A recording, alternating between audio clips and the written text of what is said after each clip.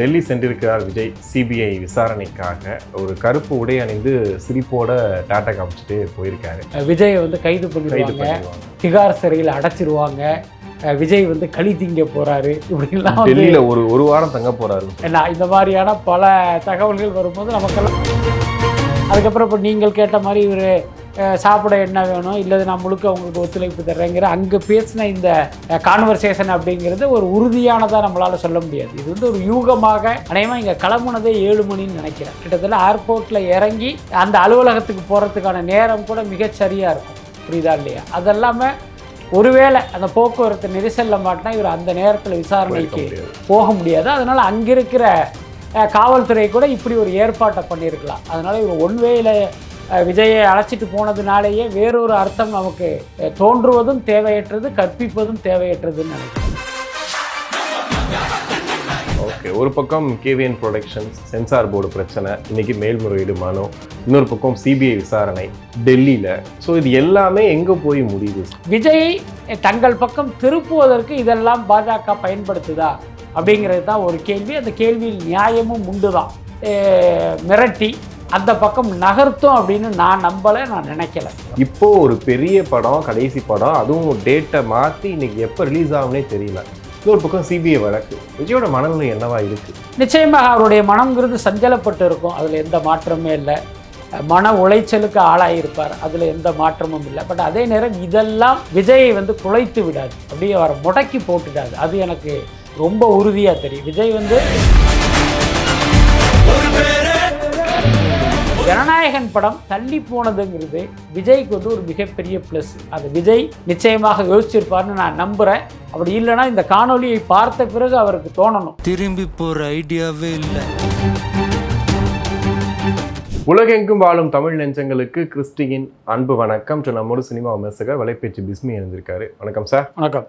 டெல்லி சென்றிருக்கிறார் விஜய் சிபிஐ விசாரணைக்காக. ஒரு கருப்பு உடை அணிந்து சிரிப்போட டாட்டா காமிச்சிட்டு போயிருக்காரு. ஆனால் இன்னைக்கு செய்திகள் என்ன வருது அப்படின்னா, ஒரு 2 மணி நேரம் விசாரிக்கிறாங்க 11:30 சாப்பிட கூட அவர் கேட்கும்போது இல்லை வேண்டாம் நான் பார்த்துக்கிறேன்னு விஜய் சொல்லிட்டு நான் முழு ஒத்துழைப்பு தரேன் அப்படின்ற மாதிரி சிபிஐ விசாரணை போயிட்டுருக்கு. எப்படி பார்க்குறீங்க? சிபிஐ விசாரணைங்கிறது தாவேக்கா கேட்டது தான். என்னென்னா இங்கே கரூர் சம்பவம் நடந்த பிறகு தமிழ்நாட்டு காவல்துறையின் மீது நம்பிக்கை இல்லாமல் உச்சநீதிமன்றம் போய் இவர்களுடைய வழிகாட்டுதல் அல்லது இவர்களுடைய வேண்டுகோளின்படி தான் இந்த சிபிஐ விசாரணையே நடக்குது. அதற்கு வந்து விஜய் வந்து அவங்க கூப்பிட்டு விசாரிக்கணும் அப்படிங்கிறது ஒரு வழக்கமான நடைமுறை தான். ஒருவேளை விஜயை வந்து அவங்க கூப்பிட்டு விசாரிக்கலை அப்படின்னா தான் இந்த சிபிஐ விசாரணை மீதே மக்களுக்கு வந்து ஒரு நம்பகத்தன்மை போகிறதுக்கு வாய்ப்பு இருக்குது. என்னடா இதுக்கு முக்கியமான ஒருத்தரே விஜய் தான், அவரை பார்க்க வந்த இடத்துல தான் இந்த துயர சம்பவமே நடந்திருக்கு. அப்போ அவரை கூப்பிட்டு விசாரிக்கலையே, அப்போ இவர் பாஜகவுடைய பி டீம்ங்கிறது உண்மைதானா அப்படிங்கிற சந்தேகங்கள் கூட மக்கள் மனதில் எழுவதற்கு வாய்ப்பு இருக்குது. அதற்கு வாய்ப்பு இல்லாமல் சிபிஐ வந்து விஜய் வந்து விசாரணைக்கு கூப்பிட்டுருக்கு, அதுக்கு தான் போயிருக்காங்க. ஆனால் இங்கே என்ன நடக்குதுன்னே தெரியாமல் பல பேர் பார்த்திங்கன்னா இந்த விசாரணையே வந்து வேறொரு வகையில் வந்து ஒரு தவறான கருத்துக்களை எல்லாம் பரப்புகிறாங்க. விஜயை வந்து கைது பண்ணிடுவாங்க, திகார் சிறையில் அடைச்சிருவாங்க, விஜய் வந்து களி திங்க போகிறாரு, இப்படிலாம் டெல்லியில் ஒரு வாரம் தங்க போகிறாரு.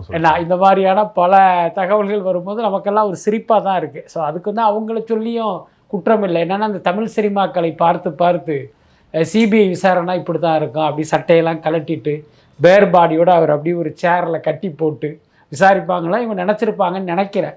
ஆக்சுவலாக அப்படி கிடையாது. இது வந்து ஒரு வழக்கமான ஒரு விசாரணை தான். அந்த அடிப்படையில் தான் அவர் அதுக்காக போயிருக்கார். பட் அதே நேரம் நமக்கு சில கேள்விகளும் இருக்குது. என்னென்னா சிபிஐ அலுவலகங்கிறது டெல்லியில் மட்டும் கிடையாது, சென்னையிலையும் உண்டு தானே. அப்போ நீங்கள் நினச்சா சென்னையிலேயே விஜய் வந்து விசாரிச்சிருக்கலாம். விஜய் மட்டும் இல்லை, தாவேக்கா நிர்வாகிகளே நீங்கள் இங்கே வச்சு விசாரிச்சிருக்கலாமே, ஏன் நீங்கள் வந்து டெல்லி வரைக்கும் கூப்பிடணும்னு ஒரு கேள்வி இருக்குது. ஒருவேளை இவர்களை டெல்லிக்கு கூப்பிடுறது, அந்த மொழி தெரியாத ஒரு இடத்துல வர்றது அப்படிங்கிறது சிலருக்கு வந்து ஒரு பதட்டத்தையும் ஒரு மாதிரியாக வந்து ஒரு ப்ரெஷரை கொடுக்கும். ஸோ அப்படி ஒரு ஃபீலிங்கை கொடுத்து வந்து இவங்களை டிஸ்டர்ப் பண்ணணும்னு நினைக்கிறாங்களா என்ன அப்படிங்கிறது தெரியல. முக்கியமாக விஜயை அங்கே அழைத்திருப்பதற்கு இது போன்ற ஒரு மலிவான காரணங்கள்லாம் இருக்குமோ அப்படின்னு கூட நமக்கு தோணுது. அதுக்கப்புறம் இப்போ நீங்கள் கேட்ட மாதிரி இவர் சாப்பிட என்ன வேணும் இல்லை நான் முழுக்க உங்களுக்கு ஒத்துழைப்பு தர்றேங்கிற அங்கே பேசின இந்த கான்வர்சேஷன் அப்படிங்கிறது ஒரு உறுதியானதாக நம்மளால் சொல்ல முடியாது. இது வந்து ஒரு யூகமாக வருகிற செய்தியாக தான் நான் பார்க்குறது. ஓகே. ஆனால் ஒய் பிரிவு பாதுகாப்பு ஒன் வே ரோட்லேயே வந்து விஜய் வர சொன்னது, கிட்ட கூட நெருங்க முடியாத அளவுக்கு பாதுகாப்பு உச்சகட்டத்தில் கொடுத்துருக்காங்க. இது என்ன சொல்ல வருது? இல்லை, ஒன்றுமே சொல்ல வரல. விஜய் வந்து ஒரு அரசியல் கட்சியின் தலைவர், ஏற்கனவே அவருக்கு அந்த பாதுகாப்பு கொடுத்துருக்காங்க. ஸோ அதன்படி வந்து அவரை அழைச்சிட்டு போனதாக தான் நான் பார்க்குறேன். அதுக்கப்புறம் பார்த்திங்கன்னா 11 மணிக்கு சிபிஐ அலுவலகத்தில் இவர் விசாரணைக்கு ஆஜராகணும். அநேகமாக இங்கே கிளம்புனதே 7 மணின்னு நினைக்கிறேன். கிட்டத்தட்ட ஏர்போர்ட்டில் இறங்கி அந்த அலுவலகத்துக்கு போகிறதுக்கான நேரம் கூட மிகச்சரியாக இருக்கும். புரியுதா இல்லையா? அதெல்லாமல் ஒருவேளை அந்த போக்குவரத்து நெரிசலில் மாட்டினா இவர் அந்த நேரத்தில் விசாரணைக்கு போக முடியாது. அதனால் அங்கே இருக்கிற காவல்துறை கூட இப்படி ஒரு ஏற்பாட்டை பண்ணியிருக்கலாம். அதனால் இவர் ஒன்வேயில் விஜயை அழைச்சிட்டு போனதுனாலேயே வேறொரு அர்த்தம் நமக்கு தோன்றுவதும் தேவையற்றது, கற்பிப்பதும் தேவையற்றதுன்னு நினைக்கிறேன். ஓகே, ஒரு பக்கம் கேவிஎன் ப்ரொடக்ஷன்ஸ் சென்சார் போர்டு பிரச்சனை, இன்றைக்கி மேல்முறையீடு மனு, இன்னொரு பக்கம் சிபிஐ விசாரணை டெல்லியில். ஸோ இது எல்லாமே எங்கே போய் முடியுது சார்? எந்த இடத்துல போய் முடிச்சு போடுது? எல்லா சாலைகளும் பாஜகவை நோக்கி அப்படின்னு எல்லாருக்கும் தோன்றுவது இயல்பு தான். ஆனால் நீங்கள் ரொம்ப நுணுக்கமாக பார்த்தீங்க அப்படின்னா ரெண்டுமே வெவ்வேறு பிரச்சனை. ஒன்று ஜனநாயகன் என்கிற படத்துக்கு ஏற்பட்ட பிரச்சனை. அந்த பிரச்சனை ஏற்பட்டதற்கே விஜய் தான் காரணம், அதை நம்ம மறுக்க முடியாது. இது வந்து பார்த்திங்கன்னா அரசியல் ரீதியாக இவர் ஃபேஸ் பண்ண வேண்டிய ஒரு விஷயம். கரூரில் நடந்த ஒரு துயர சம்பவத்தினுடைய விசாரணை. ஆனால் கோஇன்சிடெண்ட்டாக ரெண்டுமே ஒரே நாளில் நடக்குது, அதுதான் முக்கியமான விஷயம். அதுக்கப்புறம் பார்த்திங்கன்னா டெல்லி என்பது ஒரு அரசியல் அதிகாரத்தின் மையமாக இருப்பதால் இது ரெண்டுமே டெல்லியில் நடப்பதை வைத்து பல்வேறு யூகங்கள் வருவதற்கு வாய்ப்பு இருக்குது. மொத்தத்தில் எல்லாருக்கும் என்ன தோணும் அப்படின்னா, விஜயை தங்கள் பக்கம் திருப்புவதற்கு இதெல்லாம் பாஜக பயன்படுத்துதா அப்படிங்கிறது தான் ஒரு கேள்வி. அந்த கேள்வியில் நியாயமும் உண்டு தான்.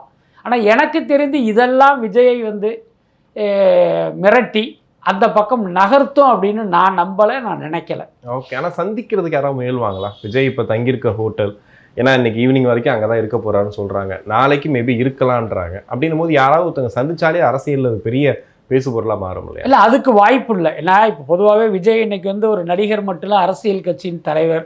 அவருடைய ஒவ்வொரு அசைவும் கவனிக்கப்படுகிறது, ஊடகங்களாலும் கவனிக்கப்படுகிறது. இப்போ நீங்கள் கூட பார்த்துருப்பீங்க, அவர் வீட்டிலேருந்து கிளம்புனார் அப்படின்னா அந்த கேட்டு திறக்கிறது, காரு வர்றதெல்லாம் பார்த்தீங்கன்னா அங்கே ஒரு 10 கேமரா எடுத்துக்கிட்டு இருக்கு. அப்புறம் அவர் எங்கே போகிறாருங்கிறத ஃபாலோ பண்ணி ஒரு 10 கார் பின்னால் வருது, ஃப்ளைட்டில் ஏறுற வரைக்கும். ஆமாம், பட்டினப்பாக்கம் ஆஃபீஸ்க்கு போனால் அங்கேயும் துரத்துது, பனையூர் அலுவலகத்துக்கு கட்சி அலுவலகத்துக்கு போனால் அங்கேயும் துரத்துது. அப்போ முழுக்க முழுக்க இவர் வந்து பார்த்திங்கன்னா தெரிந்தோ தெரியாமலோ ஒரு கண்காணிப்பு வளையத்தில் இருக்கார். அதுக்கப்புறம் இவர் டெல்லி போகிறது சிபிஐ விசாரணைக்கு அப்படிங்கும்போது அவர் ஏர்போர்ட்லேருந்து இறங்குறதுலேருந்தே ஊடகங்கள் வந்து அவரை ஃபாலோ பண்ண ஆரம்பிச்சிடும். அப்படி இருக்கும்போது இந்த கண்காணிப்பை தாண்டி வேறு யாரையும் விஜய் சந்திப்பதற்கு வாய்ப்பு இல்லை, அப்படி தான் நான் நினைக்கிறேன். அதுக்கப்புறம் விஜயை யாரோ ஒரு எக்ஸு சந்திக்கணும் அப்படின்னா அதை பாஜகவின் தூதுவராக நம்ம எடுத்துக்குவோம். அவரையே டெல்லியில் சந்திக்கணும், சென்னையிலே சந்திச்சுட்டு போயிடலாமே. ஒருவேளை அமித்ஷாவும் விஜயை சந்திப்பதாக இருந்தால், விஜயும் மோடியும் சந்திப்பதாக இருந்தால் தான் அது டெல்லியில் நடக்கும். ஸோ அப்படி ஒரு விஷயம் நடந்தால் அது ரகசிய சந்திப்பாக இருப்பதற்கே வாய்ப்பு இல்லை. எல்லாத்துக்கும் மேலே இந்த சந்திப்புக்கான தேவை என்ன? இப்போ விஜய் வந்து எடப்பாடி மாதிரி பாஜக விட்ட சரண்டர் ஆன ஒரு அரசியல்வாதி கிடையாது. அவர்களை எந்த காலத்திலும் இவர் போய் சந்திக்கணுங்கிற தேவையும் அவசியமும் விஜய்க்கு கிடையாது. அப்படி இருக்கும்போது இவர் போக வேண்டிய அவசியம் இல்லை. ஒருவேளை பாஜகவுக்கு தாவேகாவுடைய ஆதரவு இல்லாமல் நம்மளால் ஒன்றுமே பண்ண முடியாது, நம்ம கூட்டணி ஜெயிக்கவே ஜெயிக்காதுன்னு அவர்களுக்கு தோன்றினால் அவர்கள் வேண்டுமானால் கிளம்பி பனையூருக்கோ நீலாங்கரைக்கோ பட்டினப்பாக்கத்துக்கோ வந்து விஜயை சந்திக்கலாம். அதுக்கான வாய்ப்புகள் இருக்குது. அதுக்கு வாய்ப்பு இல்லை. அவர்களுக்கு தேவைப்பட்டால் வரலாம்னு சொல்கிறேன். விஜய் தேடி போக வேண்டிய அவசியம் இல்லை, அந்த இடத்துல விஜய் இல்லை. இப்போ நீங்கள் தனிப்பட்ட முறையில் விஜயை பார்த்துருக்கீங்க, நிறைய பிரச்சனைகளை கடந்து வந்ததை பார்த்துருப்பீங்க. தலைவா படமாக இருக்கட்டும், அதுக்கு முன்னாடி மெர்சல், ஏகப்பட்ட படங்களோட பிரச்சனைகளையும் பார்த்துருப்பீங்க. இப்போது ஒரு பெரிய படம், கடைசி படம், அதுவும் டேட்டை மாற்றி இன்றைக்கி எப்போ ரிலீஸ் ஆகும்னே தெரியல. இன்னொரு பக்கம் சிபிஐ வழக்கு. விஜயோட மனநிலை என்னவா இருக்குது? நிச்சயமாக அவருடைய மனம்ங்கிறது சஞ்சலப்பட்டு இருக்கும், அதில் எந்த மாற்றமே இல்லை. மன உளைச்சலுக்கு ஆளாயிருப்பார், அதில் எந்த மாற்றமும் இல்லை. பட் அதே நேரம் இதெல்லாம் விஜயை வந்து குலைத்து விடாது, அப்படியே அவரை முடக்கி போட்டுடாது. அது எனக்கு ரொம்ப உறுதியாக தெரியும். விஜய் வந்து ரொம்ப ரொம்ப ஒரு வைராக்கியமான கேரக்டரு. எல்லாத்துக்கும் மேலே கட்சி தொடங்கும் போதே இப்படியெல்லாம் நமக்கு பிரச்சனைகள் வருங்கிறதெல்லாம் அவர் எதிர்பார்த்த ஒன்று தான். அதனால் இதெல்லாம் வந்ததுனால அவர் அப்படி திகைச்சு போயிடுவார், அதிர்ச்சி ஆகிடுவார் அப்படின்லாம் எடுத்துக்க வேண்டியதில்லை. எல்லாத்துக்கும் மேலே விஜயினுடைய கேரக்டர் என்னென்னா ரொம்ப நிதானமாக ரொம்ப மென்மையாக எதையுமே அவர் டீல் பண்ணுவார். எவ்வளோ பெரிய விஷயத்தையும் பார்த்திங்கன்னா ரொம்ப அப்படியே சட்டிலாக ஹேண்டில் பண்ணுற ஒரு கேரக்டர். அதனால் இந்த எடுத்தேன் கவிழ்த்தேங்கிற மாதிரியான அந்த ஆட்டிடியூடை அவர்கிட்ட எதிர்பார்க்க முடியாது. அதுக்கப்புறம் இன்றைக்கு அவருடைய வயதெல்லாமே ஒரு பக்குவத்தை கொடுத்துருக்கும்.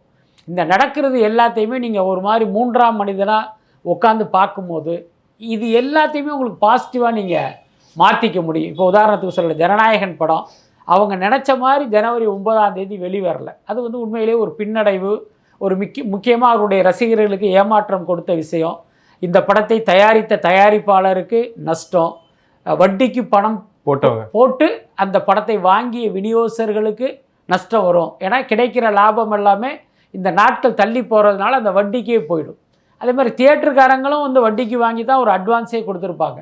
அவர்களுக்கும் இந்த படம் வந்து ஒரு நிச்சயமாக ஒரு இழப்பை கொடுக்கும். இதெல்லாம் ஒரு பக்கம் இருந்தாலும் ஜனநாயகன் படம் தள்ளி போனதுங்கிறது விஜய்க்கு வந்து ஒரு மிகப்பெரிய ப்ளஸ். அது விஜய் நிச்சயமாக யோசிச்சிருப்பார்னு நான் நம்புகிறேன். அப்படி இல்லைன்னா இந்த காணொலியை பார்த்த பிறகு அவருக்கு தோணணும். என்னென்னா ஜனவரி மாதம் ஜனநாயகன் படம் வருது, ஏப்ரலில் தேர்தல் வருது. இப்போ ஜனநாயகனில் என்னதான் நீங்கள் அரசியல் பேசியிருந்தாலும் தேர்தல் வரும்போது பார்த்திங்கன்னா இதெல்லாமே கொஞ்சம் மறந்து இதுக்கு இடையில பல்வேறு விஷயங்கள் வந்து மக்களை வந்து டைவர்ட் பண்ணியிருக்கும். அதே இது இந்த படம் தாமதமாகி அடுத்த மாதமோ அதுக்கு அடுத்த மாதமோ வரும்போது அந்த வைப்பு வந்து குறையாமல் இருக்கும். அது தேர்தலில் வந்து அவருக்கு இன்னும் ஒரு பெரிய ப்ளஸ்ஸை கொடுக்கும். எனக்கு தெரிஞ்சு பார்த்திங்கன்னா சமகால அரசியல் அவர் டச் பண்ணியிருக்காரு. முக்கியமாக திமுகவை அங்கங்கே சீண்டியிருக்காரு. அப்போ தேர்தலுக்கு முன்பு இந்த படம் வரும்போது அது வந்து இன்னும் பெரிய அளவில் வந்து ஒரு தாக்கத்தை ஏற்படுத்தும். அப்போ விஜய்க்கு கெடுதல் பண்ணுவதாக நினைத்து கொண்டு பாஜக செய்த இந்த விஷயம் ஏதோ ஒரு வகையில் பார்த்தீங்கன்னா விஜய்க்கு ப்ளஸ்ஸாக மாறும். அப்படி இல்லைன்னா இது வந்து எல்லாம் நன்மைக்கே அப்படின்னு விஜய் நினச்சார் அப்படின்னா அவருக்கு எந்த பிரச்சனையும் வராது. அதுக்கப்புறம் அந்த கரூர் விஷயம், கரூர் சம்பவத்தை பொறுத்த வரைக்கும் விஜய் வந்து எந்த வகையிலும் காரணம் இல்லை. அவர் அங்கே வந்தார், அவரை பார்க்க மக்கள் வந்து ஒரு பேரெழுச்சியோடு திரண்டு வந்ததில் ஏற்பட்ட நெரிசலில் அந்த உயிரிழப்பு ஏற்பட்டது. ஒன்று தான், இதுக்கு வந்து விஜய் நேரடியாக காரணம் இல்லை. அதே நேரம் சிபிஐ விசாரணையில் நான் மட்டும் இல்லை எல்லாரும் தெரிந்து கொள்ள நினைக்கிறது என்னன்னா இது விபத்தா அல்லது திட்டமிடப்பட்ட ஒரு சம்பவமா சதியா அப்படிங்கிறது தான். அந்த மாதிரியான ஒரு ரிசல்ட்டு சிபிஐ விசாரணையில் வந்தால் அதுவும் விஜய்க்கு வந்து ஒரு பெரிய ரிலீஃப் தானே. இன்னும் சொல்லப்போனால் அவர் ஒரு குற்ற உணர்ச்சியில் இந்த நிமிஷம் வரைக்கும் இருப்பார், அதில் மாற்றமே இல்லை. ஏன்னா நம்ம மேலே அன்பு கொண்டு நம்மளை பார்க்க வந்து ஒரு 41 பேர் இறந்துட்டாங்களே அப்படின்னு வந்து நிச்சயமாக ஒவ்வொரு நிமிடமும் அதை துடிச்சிக்கிட்டு இருப்பார். அது இல்லைங்க இது விபத்து இல்லை இது வேற ஒன்று அப்படின்னு ஒரு விஷயம் வெளியில் வரும்போது விஜய்க்கே ஒரு பெரிய ரிலீஃபாக இருக்கும். ஓகே, இல்லை சென்சார் போர்டு இந்த விஷயத்தில் ஏன் இவ்வளோ ஒரு மூர்க்கமாக, அதாவது இந்த படம் தள்ளி போகணும் அப்படிங்கிறது மட்டும் தெளிவாக தெரியுது. பொதுவாக ஒரு டீக்கரில் உட்காந்து பேசிகிட்டு இருக்கவங்க சொல்கிறது என்னென்னா அவங்க சொல்கிற காரணம் வந்து தள்ளி போகிறதுக்காக அப்படின்ற மாதிரி தான் சொல்கிறாங்க. அப்படிங்கும் போது ஏன் இவ்வளோ ஆர்வத்தை காட்டுறாங்க? அதாவது இந்த பிரச்சனையை மேலோட்டமாக பார்ப்பவருடைய கருத்து தான் அது. எப்பயுமே ஒரு விஷயம் நடக்குது அப்படின்னா நம்ம பார்க்குற காட்சிக்கு பின்னால் வந்து இன்னொரு காட்சி இருக்கும். நீங்கள் அதை வந்து ரொம்ப நுட்பமாக பார்த்தீங்க அப்படின்னா தான் இதுக்கு பின்னால் என்னங்கிறதே நம்ம புரிஞ்சிக்க முடியும். இப்போ சென்சார் போர்டு எடுத்துங்க, அவங்க வேலை என்ன, வர்ற படங்களை பார்க்குறது, இந்த படத்துக்கு நம்ம சர்டிஃபிகேட் கொடுக்குறதா கொடுக்க வேணாமா, என்ன சர்டிஃபிகேட் கொடுக்கணுங்கிறத தீர்மானிக்கிறது தான் அவங்க வேலை. இந்த படமே வரக்கூடாது அப்படின்னு நினைக்கிறது அவங்களுடைய வேலை இல்லை, அதை அவங்க செய்யவும் மாட்டாங்க. இப்போ அவர்களுக்கும் விஜய்க்கும் என்ன வேலி தகராறா? அப்படியெல்லாம் ஒன்றும் இல்லை. அப்போ இந்த தணிக்கை வாரியத்தை யாரோ இயக்குகிறார்கள். யாரோ இயக்குகிறார்கள்னா யாராக இருக்கும்? இன்றைக்கி ஒன்றியத்தை ஆள்கிற பாஜக அவர்கள் சொல்வதைத்தான் இன்றைக்கி இந்த தணிக்கை வாரியம் கேட்குது. அதுக்கப்புறம் உங்களுக்கு தெரியும் ஒன்றியத்தை ஆள்கிறவர்களுடைய ஏவல் நாய்களாக தான் இங்கே இருக்கிற அமைப்புகள்லாம் இருக்குது. அது அமலாக்கத்துறையாக இருக்கட்டும், வருமான வரித்துறையாக இருக்கட்டும், சிபிஐயாக இருக்கட்டும், அதில் இன்றைக்கு தணிக்கை வாரியமும் சேர்ந்துருக்கு. அதுக்கப்புறம் என்ன நோக்கம் அப்படின்னா ஜனநாயகன் படத்துக்கு இப்படி ஒரு சிக்கலை ஏற்படுத்துவதன் மூலமாக அந்த படத்தினுடைய ரிலீஸை தள்ளி வைக்க முடியும். ரிலீஸை தள்ளி வைப்பதன் மூலம் விஜயிடம் இவர்கள் நடத்த இருக்கின்ற அந்த பேரம் இருக்குல்ல, அதற்கான அவகாசத்தை உங்களால் எக்ஸ்பாண்ட் பண்ண பண்ணிக்கணும். இப்போ 9ஆம் தேதி படம் ரிலீஸ் ஆயிடுச்சுன்னா நீங்கள் அதுக்கப்புறம் இதை கருவியாக வச்சுட்டு விஜயை மிரட்ட முடியாது. அதை ஒரு வாரம் தள்ளி போட்டிங்க அப்படின்னா விஜயை மிரட்டுவதற்கு உங்களுக்கு ஒரு வாரம் கிடைக்கிது. அதுக்கப்புறம் கோர்ட்டுக்கு போகிறாங்க, கோர்ட்டில் வந்து ஒரு தீர்ப்பு கிடைக்கிது, அதுக்கு அப்பீல் போகிறாங்க. யாரோ இவங்க போனாலும் அவங்க போனாலும் உச்சநீதிமன்றத்தில் உடனே தீர்ப்பு கிடைக்க போகிறதில்ல, அதுக்கு ஒரு டைம் ஆகும். ஸோ இந்த நேரத்தையும் அவரோடு பேச்சுவார்த்தை நடத்த அல்லது அவரை தங்கள் பக்கம் இழுப்பதற்கான ஒரு அவகாசமாக அதை பயன்படுத்திக்க நினைக்கிறாங்க. ஸோ இதை தவிர வேறு எந்த காரணமும் இருப்பதற்கு வாய்ப்பு. சார் இப்போ ஜனவரி 26க்கு மேக்சிமம் படம் வந்துடும் ஜனநாயகன் அப்படின்ற ஒரு டாக்கும் இருக்குது. அதை விட்டுட்டா பிப்ரவரி முதல் வாரத்தில் வர்றதுக்கு வாய்ப்பு இருக்குன்றாங்க. இப்போ வரைக்கும் நீங்கள் பார்த்த வரைக்கும் எதுக்கு வாய்ப்பு இருக்குது? இல்லை, என்னுடைய தனிப்பட்ட கருத்து அப்படிங்கிறது ஜனநாயகன் படம் இந்த மாதம் வெளிவருவதற்கான வாய்ப்புங்கிறது ரொம்ப குறைவுன்னு நினைக்கிறேன். அதோட அர்த்தம் என்ன அப்படின்னா, இங்கே நடக்கிற விஷயங்களை எல்லாம் கொஞ்சம் நம்ம உன்னிப்பாக கவனிக்கிறோம். இப்போ சென்னை உயர்நீதிமன்றத்தில் அந்த 2 நீதிபதிகள் அமர்வு வந்து 21ஆம் தள்ளி வச்சிட்டாங்க. அது வரைக்கும் எங்களால் வெயிட் பண்ண முடியாது, அதுக்கு முன்னாலே நாங்கள் படத்தை ரிலீஸ் பண்ணணுங்கிற நோக்கத்தில் தான் இவங்க உச்சநீதிமன்றம் போயிருக்காங்க. இப்போ அந்த உச்சநீதிமன்றத்துக்கு இந்த வழக்கு வரும்போது இது வெறுமனே தணிக்கை வாரியம் வெர்சஸ் ஜனநாயகனாக இருந்தால் ஜனநாயகனுக்கு ஃபேவரான ஒரு தீர்ப்பு வருவதற்கு வாய்ப்பு இருக்குது. ஆனால் அன்னைக்கு என்ன நடந்தது உங்களுக்கு தெரியும். ஏன்னா நம்ம சொலிசிட்டர் ஜெனரல் துஷார் மேத்தா ஆஜராகிறாரு. அப்போ அவர் ஆஜராகிறார் அப்படின்னா அது வந்து ரொம்ப ரொம்ப முக்கியத்துவம் வாய்ந்த ஒரு வழக்கு அப்படிங்கிறது தான் அந்த நீதிமன்றங்களால் புரிந்து கொள்ளப்படுகிற உண்மை. இப்போ இது வந்து உச்சநீதிமன்றம் போகும்போதும் துஷார் மேத்தா வந்து ஆஜராகிறாருன்னு வச்சுக்குவோம். அப்போ அங்கே இருக்கிற நீதிபதிகளுக்கு இதுக்கு பின்னால் ஏதோ ஒரு அரசியல் இருக்குது, இந்த படம் வருவதை பாஜக விரும்பவில்லை அப்படிங்கிற ஒரு உண்மை அவர்களுக்கும் தெரியும். ஓகே, அப்போ அப்படி இருக்கும்போது டப்புன்னு வந்து ஓகேங்க இல்லைங்க நீங்கள் ரிலீஸ் பண்ணுங்க அப்படிங்கிற ஒரு உத்தரவு உச்சநீதிமன்றத்தில் இருந்து வருவதற்கான வாய்ப்பு வந்து ரொம்ப ரொம்ப குறைவு. ஸோ இதன் மூலமாக இது மேலும் சில நாட்கள் இந்த வழக்கு விசாரணை வந்து இழுத்தடிப்பதற்கும் வாய்ப்பு இருக்குது. ஸோ அப்படி நடந்துச்சு அப்படின்னா நிச்சயமாக ஜனவரியில் அந்த படம் ரிலீஸ் ஆகாது, ஒரு பிப்ரவரியை நோக்கி போவதற்கும் வாய்ப்பு இருக்குது. இதில் புதுசாக இன்னொரு சிக்கலும் இந்த படத்துக்கு இருக்குது. என்னென்னா, இப்போ தேர்தல் இன்னும் இங்கே அறிவிக்கலை, தேர்தலை அறிவிச்சிட்டாங்கன்னு வச்சுங்க, அந்த தேர்தலுக்கான அந்த விதிமுறைகள்லாம் வந்து நடைமுறைக்கு வந்துடும். அப்படி வந்த பிறகு ஜனநாயகன் படத்தை தியேட்டருக்கு கொண்டு வருவதில் ஒரு நடைமுறை சிக்கல் இருக்குது. நாங்கள் தான் சுப்ரீம் கோர்ட்டு சொல்லிடுச்சு, சென்சார் சர்டிஃபிகேட் எங்ககிட்ட இருக்குது, நாங்கள் தியேட்டருக்கு வர்றோன்னு வந்துட முடியாது. ஏன்னா இது அரசியல் ரீதியான படம் அப்படிங்கிறதுனால இதுக்கு இன்னொரு குழு இந்த படத்தை பார்த்து இந்த தேர்தலுக்கு முன்பு இந்த படம் வரலாமா வரக்கூடாதாங்கிறத அவங்க டிசைட் பண்ணுறதா ஒரு தகவல் இருக்குது. அப்படி ஒன்று நடந்தால் ஜனநாயகன் படம் தேர்தலுக்கு முன்பு கூட வராது. ஏன்னா இந்த படத்தில் அவ்வளோ அரசியல் இருக்குது, புரியுதா இல்லையா? இப்போ உதாரணத்துக்கு பாருங்கள், திமுகவை எதிர்த்து இந்த படத்தில் நிறைய காட்சிகளும் வசனங்களும் இருக்குது.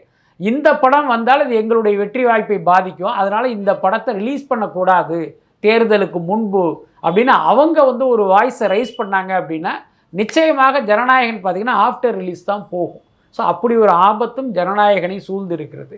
சுருக்கமாக சொல்லணும்னா பாஜக ஆட்சிக்கு வந்த பிறகு ஜனநாயகத்தை ஒரு ஆபத்து சூழ்ந்திருக்கு, இப்போ பார்த்தீங்கன்னா ஜனநாயகன் படத்தையும் ஒரு பேராபத்து சூழ்ந்திருக்கு. அப்படிதான் நம்ம புரிஞ்சுக்கணும். எம்ஜிஆர் சாட்டையை கையில் எடுத்ததான் பிரச்சனைன்றாங்களே. அப்படியெல்லாம் ஒன்றும் இல்லை. விஜயை பொறுத்த வரைக்கும் இந்த தேர்தலில் நம்ம எப்படியாவது ஜெயிச்சிடணும்னு நினைக்கிறாரு. அதற்கு விஜயை ஆதரிக்கிற கூட்டம் மட்டும் பத்தாது, எம்ஜிஆரை ஆதரிக்கிற கூட்டமும் வேணும்னு நினச்சி தான் அவர் எம்ஜிஆரை வந்து தன்னோடு இணைத்து கொள்கிற ஒரு வேலையை வந்து தொடர்ந்து பண்ணிக்கிட்டு இருக்காரு. அதனுடைய ஒரு பகுதியாக ஜனநாயகன் படத்தில் அப்படி ஒரு காட்சியை வச்சுருக்காரு. எம்ஜிஆருடைய சாட்டையை எடுக்கிறது, அவருடைய நான ஆணையிட்டால் பாடலை பாடுறது, எம்ஜிஆரையே தலங்கிறது, இது எல்லாமே எம்ஜிஆர் அபிமானிகளை தன் பக்கம் திருப்புகிற ஒரு உத்தி தான். ஏன்னா இன்னொரு பக்கம் எம்ஜிஆர் ஆரம்பித்த கட்சி வந்து இன்றைக்கி பாஜகவுடைய அடிமை கட்சியாக அமித்ஷாவுடைய காலடியில் கிடக்கு. அந்த கோபமும் வருத்தமும் ஆதங்கமும் ஒவ்வொரு எம்ஜிஆருடைய ரசிகனுக்கும் இருக்கும். அப்போ அவன் வந்து இந்த மாதிரி மனம் வெதும்பி போன சூழ்நிலையில் இவர் எம்ஜிஆரை தொடர்ந்து ப்ரைஸ் பண்ணும்போது விஜய் உருவத்தில் அவன் எம்ஜிஆரை பார்த்துட்டான் அப்படின்னா அவனுடைய ஓட்டு தாவேக்காவுக்கு தான், கண்டிப்பாக அதிமுகவுக்கு போகாது. இந்த மாற்றங்கள்லாம் நடக்கணுங்கிறதுனால தான் இவர் எம்ஜிஆரை தொடர்ந்து அட்ரஸ் பண்ணிட்டு இருக்காருன்னு நினைக்கிறேன். ஓகே, கண்டிப்பாக சார், நிறைய விஷயங்கள் பேசணும். அதுக்கு நன்றி. நன்றி.